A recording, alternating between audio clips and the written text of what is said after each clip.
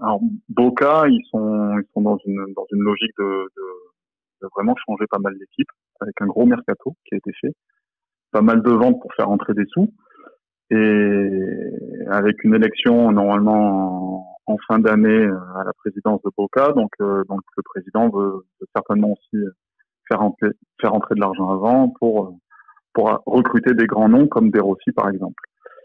Euh, Après, pour Christian Pavone, il a une très grosse cote avec des offres comme Arsenal, des équipes comme Arsenal qui étaient intéressées pour faire des offres autour de 60 millions d'euros, des choses comme ça, avant la Coupe du Monde en Russie, donc avant 2018, où là il était vraiment en pleine bourre.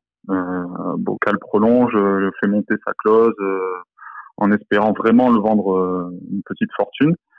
Et, et sauf que depuis la Coupe du Monde, il est revenu un peu comme plusieurs joueurs, le moral dans les chaussettes, et c'était plus le même joueur. En Argentine, on dit qu'il y a un Pavone avant Coupe du Monde et un Pavone après Coupe du Monde.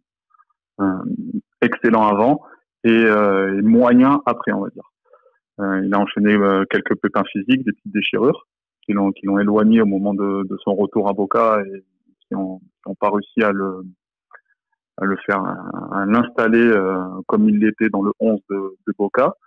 Un changement de coach à Boca avec en janvier Alfaro qui vient et ben c'est pas les mêmes consignes, c'est pas le même style de jeu, il est plus dans son 4-3-3 habituel où il rayonne sur son côté et du coup il sort petit à petit du 11 et Boca espérait en tout cas faire un gros coup encore dans le mercato en le vendant pas 60 millions parce que sa cote a largement baissé, mais Angelici ne souhaite pas le vendre moins de 20 millions.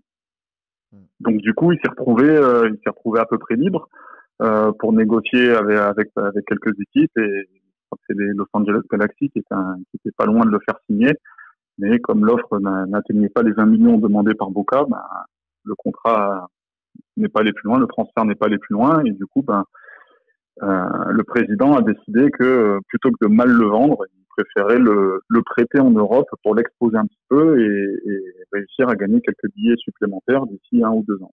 Est-ce que le projet bordelais de le faire signer un prêt de 2 ans avec une option d'achat, pour toi, tu penses que le joueur peut être séduit? Euh, c'est compliqué à dire. Il est un peu comme dans le même cas que Benedetto vers Marseille. Là, Pavone, il a besoin d'un nouveau challenge, il a besoin d'aller ailleurs. Boca, c'était très bien. Maintenant, il a envie de tester autre chose. Après, est-ce que la Ligue 1 peut le séduire? J'imagine que oui. En tout cas, l'Europe de quoi le séduire.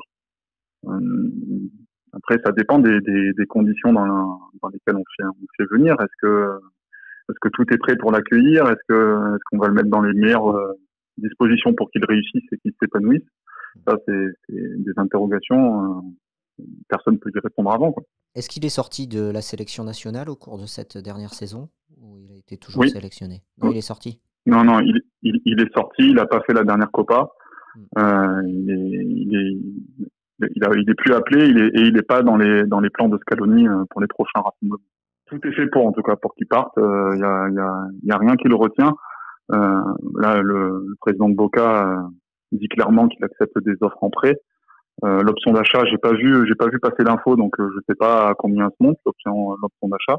Mm. On ne sait pas.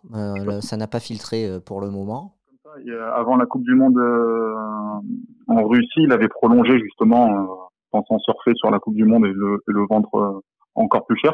Et je crois qu'elle était à 40, elle était à 40 millions et juste avant la Coupe du Monde, elle passe à 50 ou 60, quelque chose comme ça. Mais Boca va pas réclamer tant d'argent pour Pavone aujourd'hui, hein. Ouais. Mm. Le train est passé, quoi.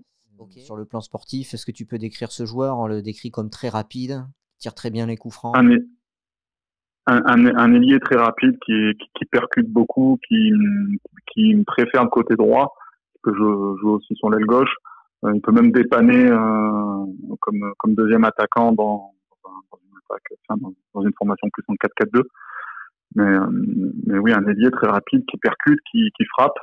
Je crois que au plus fort de son niveau, quand il performait au maximum, en 2 saisons, je crois qu'il marque plus de 20 buts et il fait quasiment 30 passes décisives, des choses comme ça. Donc, quand il est en pleine bourse, c'est un joueur très, très intéressant. Un vrai talent, hein.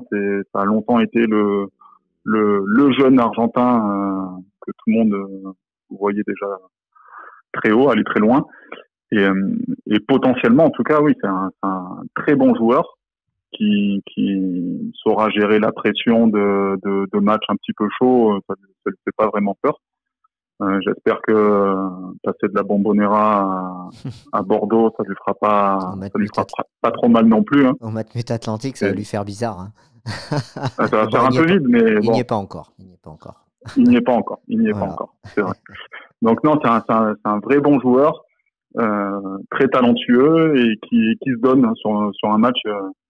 Il triche pas. C'est un peu l'ADN de Boca. Ça, hein. Quand on est sur le terrain, on donne tout, on donne sa vie même s'il le faut. Quoi.